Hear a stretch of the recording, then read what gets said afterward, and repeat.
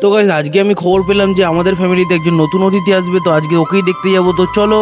তো প্রথমেই সকাল সকাল চলে এলাম দোকানে এসে কিছুক্ষণ বসে থাকার পর চলে গেলাম বাবার জন্য ওষুধ নিতে। তোমাদেরকে তো আগের দিনের ভিডিওতে বলেইছিলাম যে বাবাকে নিয়ে গেছিলাম হসপিটালে, তাই বাবার জন্য ওষুধগুলো নিয়ে চলে গেলাম পাড়াতে এসে দেখি বাচ্চাগুলো খেলাধুলো করছে সাইকেল নিয়ে। তো তারপর কিছুক্ষণ পাড়াতে থাকার পর তারপর চলে গেলাম বাড়িতে গিয়ে দেখি রান্না বান্না কমপ্লিট। তো আমি বসে বললাম খেতে ছান করে। তো আজকে খাবারে ছিল ডিম আলুর তরকারি আর ভাতটা ভালো করে চটকে মেখে খেয়ে নিলাম। খাওয়ার পর বুঝতে পারলাম যে দিদি রান্না করেছে, তো ভালো বলতেই হবে, ভালো না বললেই কেলাতো। তারপর রেডি হয়ে চলে গেলাম মামাবাড়িতে এসে দেখি আমার ভাই এসছে, তো ভাইকে মামাবাড়িতে রেখে দিয়ে চলে গেলাম হসপিটালে। এই যে আমার পিছনে হসপিটালটা দেখে তোমরা যা বুঝতে পারো, হসপিটালটা পুরো শুনশান। 2-4টে বাইক রাখা দাও আমার ফ্যামিলির লোকেদেরই। ভেতর দিয়ে তোমাদেরকে হসপিটালটা দেখাই।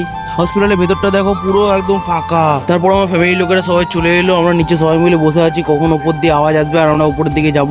তো ফাইনালি কিছুক্ষণ পরেই আওয়াজ এলো যে উপর দিয়ে আমাদের আজকে একটা নতুন মেহমান এসছে। মেহমানটা হলো আমার নতুন বনুর ছবিটা নিচে সাইডে দিয়ে দিলাম আমি। তো আমরা তারপর বাইরে চলে এসেছিলাম মিষ্টি নিতে। তো আমরা এখন মিষ্টি নিয়ে গিয়ে ওদেরকে খাওয়াই। তো তোমরা নতুন মিনি ব্লগের জন্য সাবস্ক্রাইব করো। Tata bye bye.